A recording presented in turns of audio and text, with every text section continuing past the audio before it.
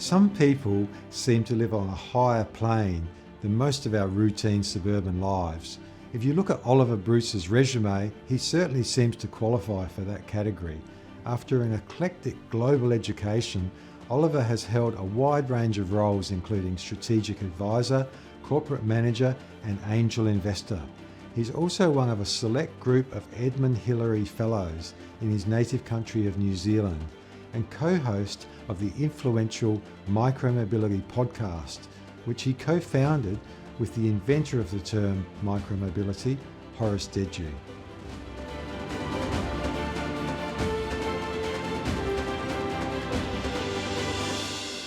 Oliver, thanks for coming on Influencers.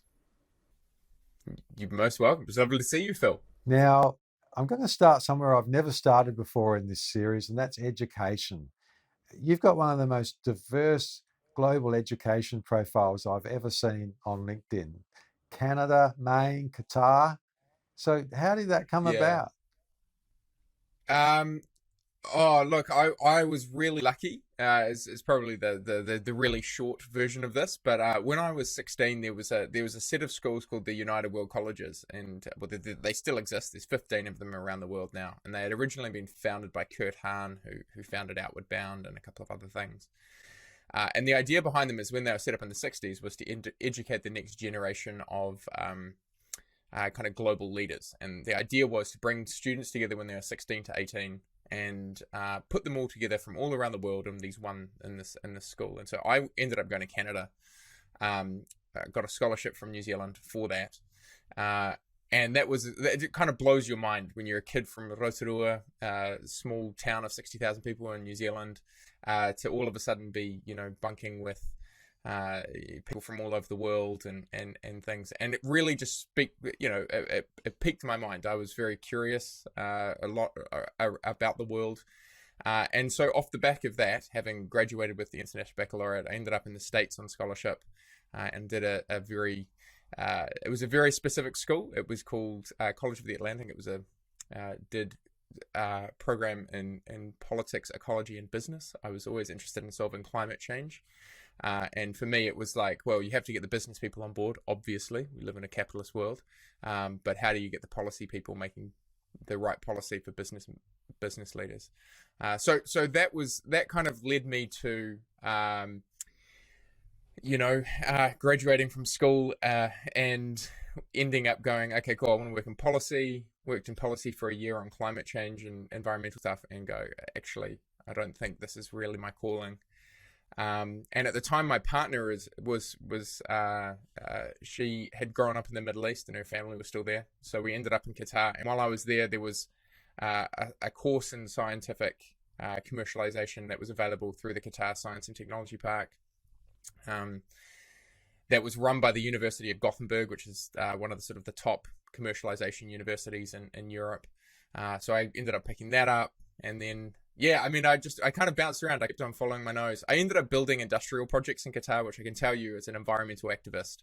And until then, it was really what am I doing here? But I think I certainly really came around to this idea that if you want to change, living somewhere like Qatar, you really realize if we're serious about climate change, we have to just work out how to build better solutions. Like, we will not fight our way out of, not pulling big fossil fuel resources out of the ground. That's not going to work.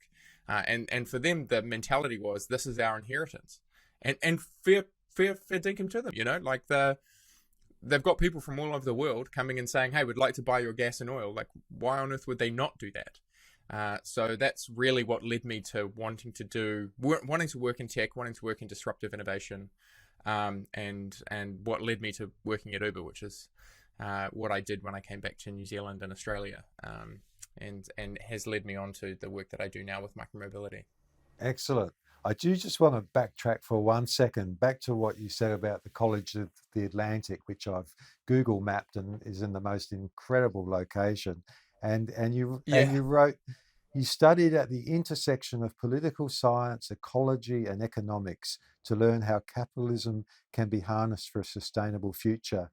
You attended as a Davis Scholar, taking me to the United Nations, the Fletcher School of Diplomacy, the Copenhagen Climate Summit, and the coffee plantations high in the Guatemalan mountains. So that sounds almost poetic, as well as really interesting. So it must have been Oh amazing to yeah. live those experiences. Oh, it's an amazing, it was an amazing university. It really was. Like it was, I'd been in New Zealand. I'd come back to New Zealand after I'd been in Canada, and I was looking around. I knew I wanted to work in climate. I knew I wanted to work in sort of working on problems. And yet, the challenge that we have in Australia and New Zealand is that our universities are very deterministic and quite regimented in the way that you study. So it's, you pick law or you pick engineering very early. And then the US, obviously, they're a lot more of a, hey, just go get a liberal arts education, study what's interesting to you, and we'll make you broadly educated. And that was really attractive. And College of the Atlantic was one of the most flexible programs I've ever seen in an undergraduate for something like that. So, yeah, and they had at the time as well, which is how I ended up at the UN and in the Copenhagen Climate Summit, one of the best kind of undergraduate environmental policy classes, courses at the time. And so we ended up going to the UN as student delegates and really studying with policymakers who worked in that space and in the NGO space, and then getting real exposure to that, which was amazing because you come home to New Zealand and spent a lot of time talking to my peers, and I was just blown away by the opportunities I'd had in that regard. Well, let's move on to your professional career, which to me sounds equally stratospheric and exotic. So how would you like to summarize your professional career from, finishing your undergrad and starting in the professional world? Phil, I think if anything, it was just failing backwards. I didn't really have any intention of doing any of the things that I did. I just sort of found myself. Oh, no, that's not entirely true. I knew I wanted to work eventually I knew I had a mind for investing. I've always been I've always thought that was interesting. I just figured it would take me a little bit longer to be able to get there. But Qatar was really a kind of a bit of a shock to the system, if I'm totally honest. I ended up there not from a career intention. That was more of a life decision. Was with a partner at the time, and we decided we would go there and be with her family. And I got to study and work under the former head of business development for one of the largest Indian business houses, who was at the time building industrial projects in Qatar and the wider Middle East. And so they were amazing.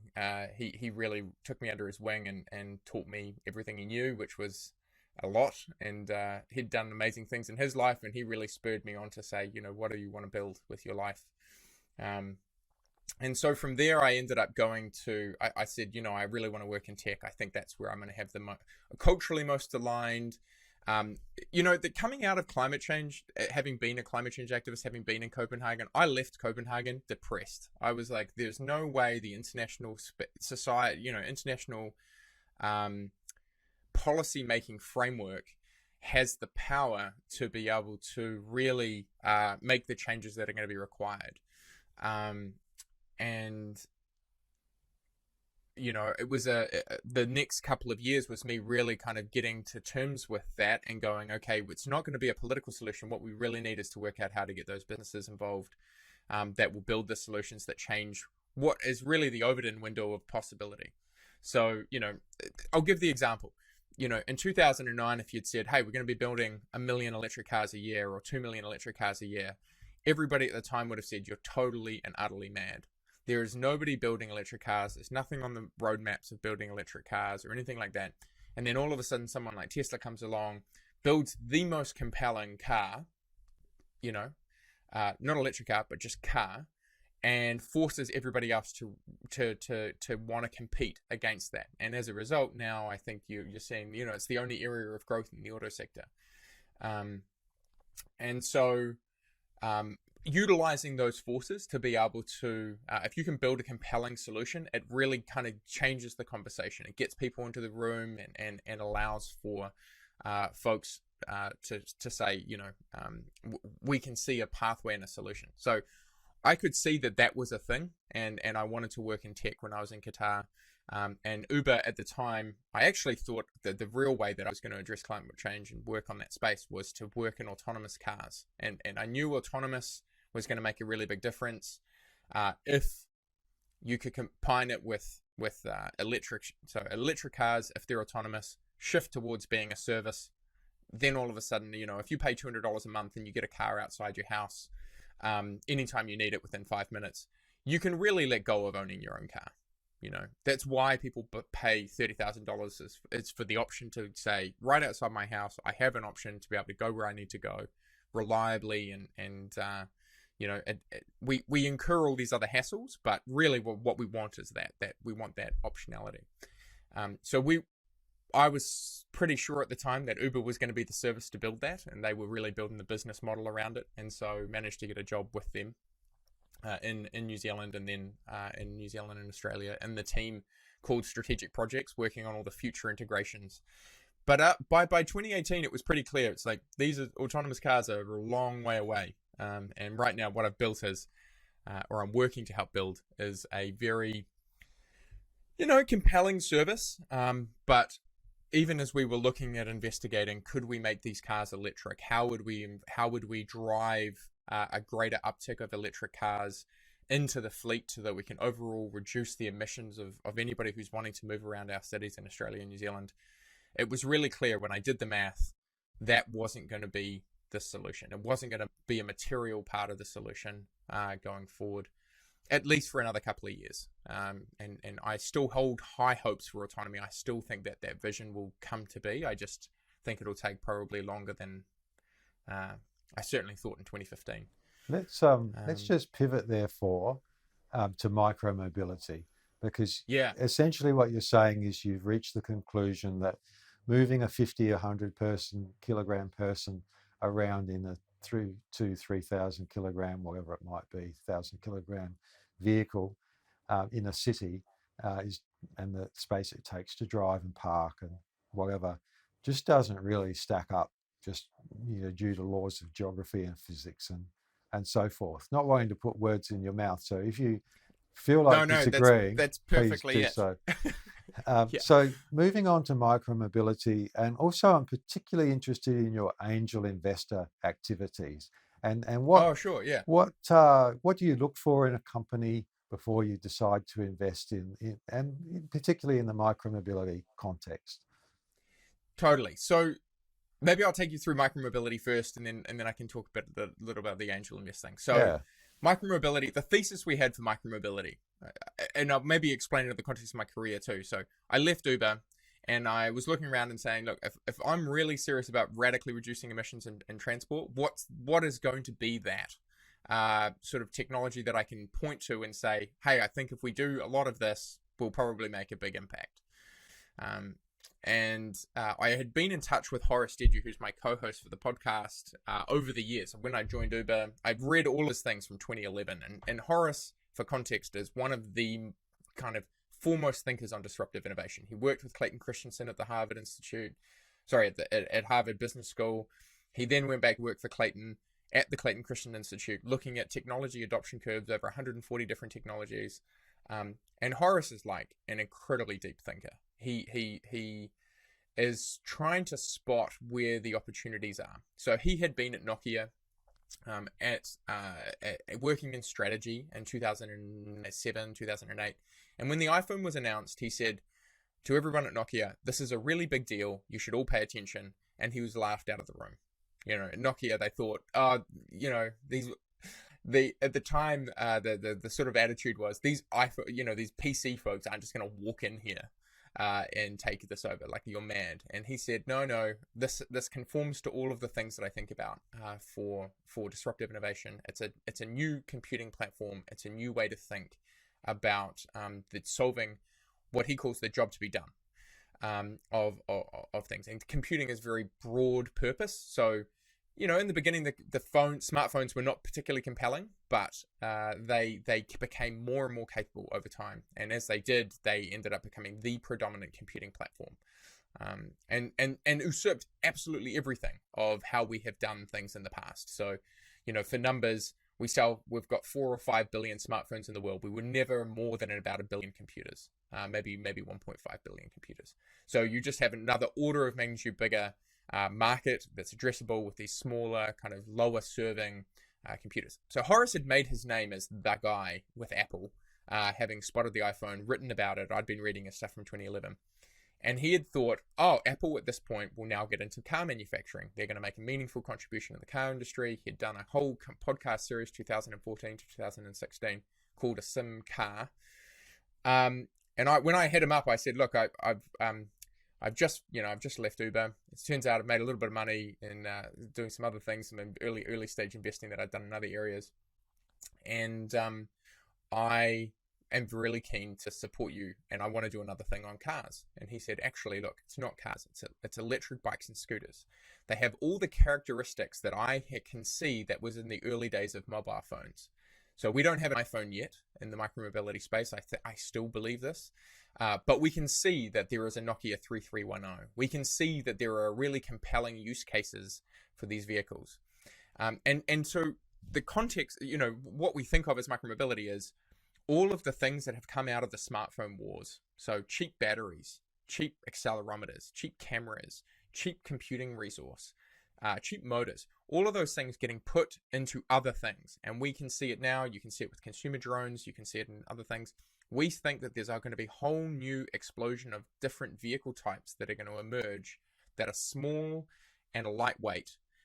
And so Horace and I have spent our time exploring this space since 2018. We were doing this right before the emergence of Lime and Bird and the other scooter manufacturers. I think that's a sort of a whole another topic, but we certainly we've spotted that and said, look, we think putting all these things together, especially into e-bikes, e-bikes and e-scooters and potentially these sort of other lightweight electric vehicles is very compelling. As a theory, now what has ended up happening is we've looked at the data to see, is our theory correct? And I'll give a stat here that I think is one that I always get really excited about. But in New Zealand, e-bike growth has been anywhere from 50 to 100% a year for the last 5 years. We will sell more electric bikes and scooters next year in New Zealand than we will new cars, like all new cars, not just electric cars, all new cars.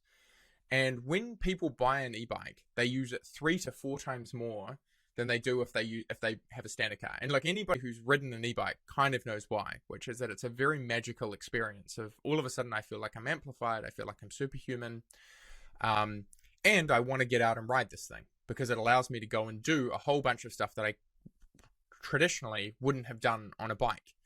And they're a sleeper hit. Nobody is paying attention to this. So what we have done with the Micromobility Podcast since 2018 is just cover this phenomenon and talk to anybody who's in the space who's building, which is how we've got to know a lot of the folks a couple of folks in Australia, including Mina Nada at Zumo.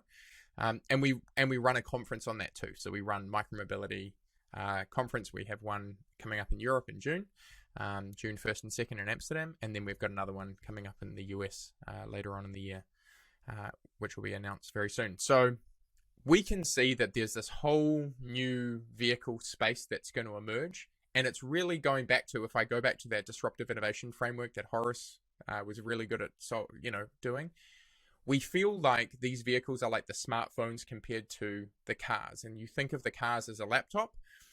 Everybody wanted a computer because it was a really useful tool. And I completely agree. And I still use my laptop. I use it all the time, but I use my phone way more. And what we can see is that cities, will end up being rebuilt around micromobility as a predominant form of transport. Because the cost basis of being able to use these vehicles is going to be incredibly, incredibly low. The marginal cost per kilometer when you've got electric and kind of low cost componentry and things like that, you can make, what happens when all of a sudden it only costs you 5 cents per kilometer to travel anywhere? and you can travel there at speed, and you can, it's not quite as fast as a car, but it's compelling within an urban environment where 60 or 70% of the people live in the world these days. So that's our thesis, and it seems to be confirmed so far, and we're seeing a huge amount of growth in that. I'm conscious of the question as well that you asked about angel investing and how I think about that space. So I'm broadly very positive on the sector. I think micromobility is a very fast growing sector. The challenge, of course, in that is there is a long history of vehicle manufacturers, carcasses of vehicle manufacturing companies that exist. I do think that there are kind of hits or companies that are out there that are going to be the defining companies of our generation. And so those are the ones that typically I'm looking for. I'm looking for something that has a really compelling design, because I think there's a real cultural element to micromobility in the same way that, people buy cars because they're of a particular design. I think we are going to start seeing, especially going forward, micromobility designs that are striking, that set the culture and the tone for a new way of being in a city. So very interested in solutions that look like that. And then the second is have really compelling manufacturing and operational supply chain stuff, because the big problem that we have seen historically has been, you can have an amazing product, but if you can't manufacture it, it's not really worth anything. And, some of the best companies in our generation, I think, to date have really struggled with that. So I look at Van Moof, for example, who make incredibly beautiful e-bikes. They have really struggled. They manufacture them in Taiwan. They export them all over the world. Still a really hard business, even though it is going incredibly well.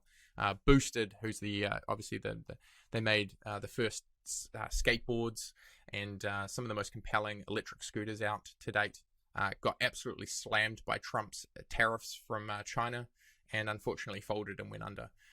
And so, I look for those things because it's just, I'm very high risk in that regard. The angel money that I look at is like, it's in some ways it's a philanthropic donation into the space, but obviously there's I'm making that bet because I think there's a really high potential upside on the other side for the companies that really nail this space and can build something. So would compelling. you be able to name a couple of good bets, you think, or ones that you have invested in, or does commercial confidentiality? No. I'm very happy to name the ones that I think are compelling. So there's a company called Nimbus, who are building a tilting three-wheeler. Nobody's really built something like this. And it is there's a number of three-wheelers that exist out there, and electric three-wheelers are sort of a bit of a trope, especially, and three-wheel cars are definitely a trope. The thing that is compelling about a Nimbus, one is 2 wheels at the front, 1 at the back, and tilting means that your front area can be really narrow. So this thing is only about 90 centimeters wide, 85 centimeters wide. As it turns in the corners, it allows itself to adjust. The thing that I think is really compelling about that is that when you want to go down the middle of a road, why do people buy motorbikes for commuting? People buy motorbikes because they can lane split and go down the middle of the motorway, especially in a big traffic jam. But then motorbikes have all these other downsides, it's you might fall off and get clobbered, you lose a hand or you lose a foot or something like that, or I don't want to have to put all this safety gear on to be able to drive, or I don't want to I don't want to have to get the licenses because there's a whole other licensing regime, or it's if it rains I get wet. And so Nimbus looks at that and says, okay, cool, for the same footprint as a motorbike, I can have a single-seater pod with a small amount of space in the back for a small child or another person if we need to put them in, or some groceries. I have a fully enclosed environment. It's electric, because it's a three-wheeled vehicle, there's actually this weird class of category called an autocycle, which emerged because of this thing called the Piaggio ape. Piaggio ape was the little ute that they used to drive around the streets of Rome, made by Piaggio, the Italian car maker, or Piaggio actually started making the Vespa as well. They because they're Italian, the Italians were there when the French were writing the car standards that were globally exported. So between the French, the English, and the Italians, they said, yep, every country around the world is going to eventually have an auto cycle category, and so everywhere does. Australia and New Zealand, you can drive these auto cycles on a car license. They're insurable as a car. They're importable as a car. You can register them in New Zealand and it costs $400. There are some companies that have seen that and exploited it. There's one called Arcimoto. I think they are, again, I've driven an Arcimoto. It feels like a Nokia 3310. You know, it's like, hey, I feel like there's something compelling here about the phone. Yeah, it's not particularly smart. It doesn't have some of the features and functionality that I want. The Arcimoto doesn't tilt, so its two front wheels are quite wide. And because its two front wheels are quite wide, you can't do the lane splitting. It's not fully enclosed, and it's quite long. Whereas the Nimbus, you can park directly into the curb. So look, those sort of things I think are compelling. I think there's something really interesting there. The entire vehicle will be about 450 kgs, and they're aiming for a price point of about $10,000 Australian. So at $10,000 Australian, you go, okay, well, you've got a vehicle that would fit onto most fleets because it's a single-seater pod. Most times, people are only ever transporting themselves, especially if it's available on like a car rental fleet or a scooter fleet or something like this, similar to that. You can walk up to it with your phone, unlock it, pay on a per-hour basis. At a $10,000 price point, all of a sudden you're paying $5 to $7 an hour. And that becomes really compelling for intra-city transport. And I do think we just haven't had that, until now haven't had kind of people trying to build these solutions. And there's been a whole range of different reasons. One is, it's cost a lot to be able to go and build solutions like this in the past. I think that the reality is, micromobility and the fact that all these components that go into a vehicle like this are actually becoming way down in price just means there's more experimentation, and I think that there's compelling. There are a lot of compelling other use cases as well that are now exist, which is, even 3 or 4 years ago, food delivery was a sort of niche that some people did, whereas now it's very substantial businesses have been built on in the food delivery space, and they're looking for vehicles. Car rental or micromobility scooter companies haven't existed, and now they do. And with smartphones, people having connected smartphones that have all the payment mechanisms already built up in place, I think you can build very compelling services in that space that couldn't happen even five years ago. I can see that you're very enthused, and it always comes through in your podcast, very enthused and excited about the space. I'd like to just specifically focus in on your micromobility.io, Micromobility America, Micromobility Podcast, Sure. Micromobility Europe, like the stuff that you're actually doing with Horace and a team of others. So can you just share, what attracted you to this organization and what your main activities are like going forward? Also, in the context of that, you're speaking to me from Wellington, New Zealand. How come you're not in New York or Silicon Valley or Europe or whatever? Well, why aren't you, Phil? More in the center. Yeah, totally. But no, this is the thing. So one of the amazing things that I think exists nowadays, and I think is probably certainly very underappreciated, is that you can do a lot these days on the internet. And so I now advise companies globally from New Zealand. I do travel, and so the part of the micromobility conference that exists is obviously we work out how to bring all these people together, and we do that twice a year.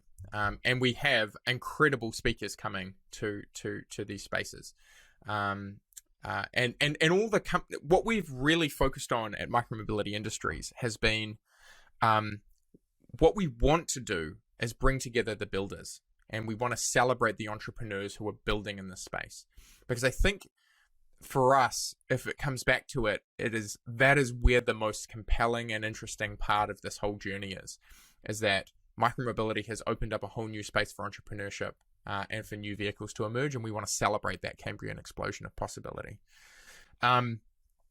And so that's, we obviously we're focused on Europe and we're focused on the States, just because that's where we see the highest concentrations of startups that are in that area. And then for me, the podcast is an incredible tool for being able to discover and then surface and tell the stories of those companies that are doing it. And I know that has helped spur on, I advise and talk to a lot of micromobility entrepreneurs, and for them, just hearing other people, one, having an articulatable thesis and saying, hey, look, just go to these guys. They will tell you when they're going to talk to investors, for example, go and listen to Oliver and Horace. They will tell you why the space matters, why you shouldn't be investing in it, why it has a compelling future, which makes their job a lot easier. 10 years ago, it was incredibly challenging to be able to raise capital in this space. Hardware, we don't want to touch it, especially vehicles. Like, there's nothing compelling about that. And yet, I think the part that we are doing well, if I think we're doing anything well, is that we're really good at telling the story and bringing the people together who are kind of believers. And there's a very funny gentleman by the name of Riley Brennan, who is he runs something called Trucks Venture Capital, which is a venture capital firm in San Francisco, invests in mobility startups. And he calls going to those conferences being in the Church of Dediu. And this is Horace Dediu, obviously, but he's like, but it's religious, you come along, you have an opportunity to really believe, get an understanding of and believe in this, the thesis of why this matters. And so,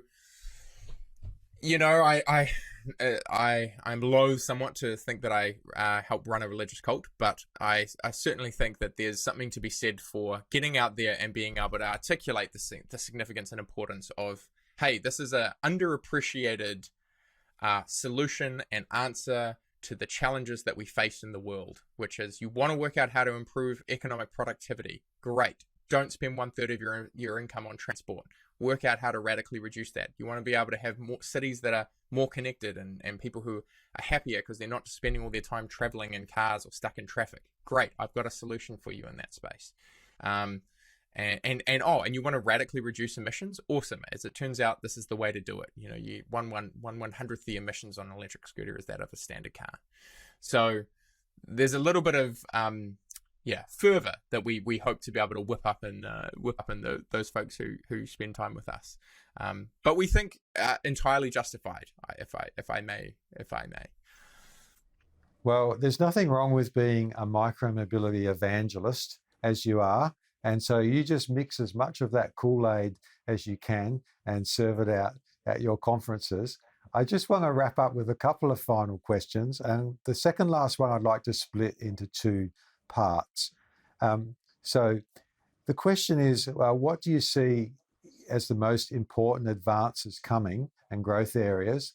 And part one of that, I'd like to say in the short to medium term, which I'll define as from now until 2025. So just in the next couple of years, what do you think is going to advance most quickly? What do you think will be most significant?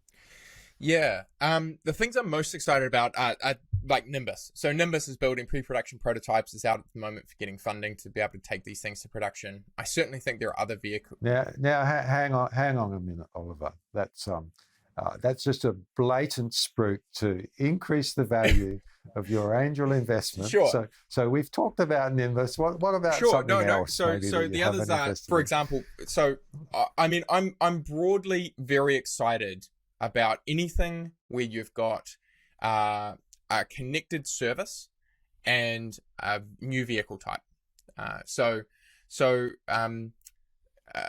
The thing that I can see that I get really excited about, again, Zumo. I didn't invest in Zumo. I really should have, but I think that they have nailed the use case really well of just saying, people are delivery drivers. They want something that's reliable. They want a vehicle that's reliable or an e-bike that's reliable, and they want to be able to do that at a fixed cost per week, and they just build a service around it. I do think that people are really going to nail. We will continue to get better and better quality vehicles coming down the pipe. I look at the new Van Moofs or Cowboys that are being launched, or Rad Power bikes, and I just go, we are going to get to the point where there's an inflection point where the costs are really going to drop. and we'll get to real volume manufacturing, and into something very compelling for a couple of $1,000s, and then you pair that with a subscription style model, and all of a sudden having an e-bike like a Van Moof or a Cowboy, where you can explore a city at the same cost as what it would be to get a public transport pass, and a third of that or 1/4 of that of what it would cost to run a car, and that you can get the vehicle service and it's reliable and all that sort of stuff, I just think is going to be incredibly compelling for a lot of urbanites. And I think what we'll see is that'll change the conversation at the government level around infrastructure and what we need to be building. So I think that's pretty cool, and I think that's very achievable within 3 years.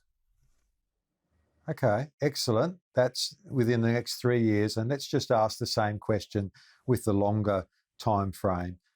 Maybe you define how far into the future, but 2025 onwards, what do you see as the big developments that are most likely to happen and really change the world in this space? It's actually not specifically around the vehicles. I think the vehicles will come. I actually think what the most interesting thing that's going to happen is how that impacts how we think about building cities. And so one of the coolest interviews I've done, and it's just come back from editing and it's going to go out very soon, is with a guy called Ryan Johnson. And Ryan founded and runs a company called Cul-de-sac. And Cul-de-sac are trying to build car-free cities in the US. They want to build the first car-free city in the US. And is he the one doing the city in Phoenix, yes, Arizona? Yeah. So he's doing it in next Tempe. To the light rail? Yeah, right next to the light rail. Yeah, he's very compelling. And the thing that I loved about him is that he comes at this from a totally non-ideological perspective. He said, look, I used to run Open Door. Open Door was a way that you could sell a house to a company, effectively a private equity firm. You'd go online, they would estimate what your house is worth, and you could sell it there and then and have cash in the bank the next day. So you didn't have to go through the selling process or anything like that. So for a lot of people, that was a compelling way to sell a house. He was one of the early operations people there and helped build the company. But he came out of that and he said, look, what we also got when we were building that company was all of the insight about what people wanted. And in actual fact, most people want to live in a walkable neighborhood, or a neighborhood in which they can easily ride their bikes around. In fact, most people say that, and yet only 8% of the people in the US actually do that. And the reason for that is because of the car, because we all end up with living in really sprawly cities with terrible zoning laws that have built their cities around cars. And until now, there hasn't been, you go and try and make a case that, hey, we want to build a bike-free, a bike-friendly city. And you kind of laughed out of the room. Nobody wants to buy those things. And what I think Cul-de-sac is doing and will do in the next little while is they are going to build very compelling cities or urban developments that are walkable and are micromobility first. And then I think that is going to really cause a cultural change of what people want and will demand from their city leaders.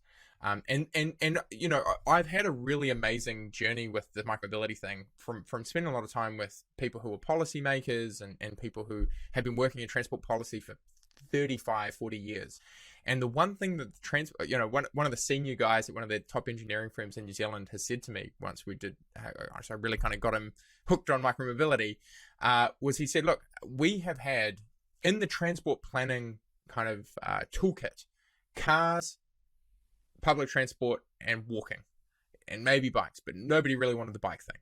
We've had that for the last 40 years. And all of a sudden, what you're proposing is that these vehicles are actually really going to provide us with a very viable point-to-point solution that if you build the right infrastructure for in a city, will actually unlock it's just a whole new way and a new tool for us in this toolkit of being able to really compellingly move people around at scale that people want.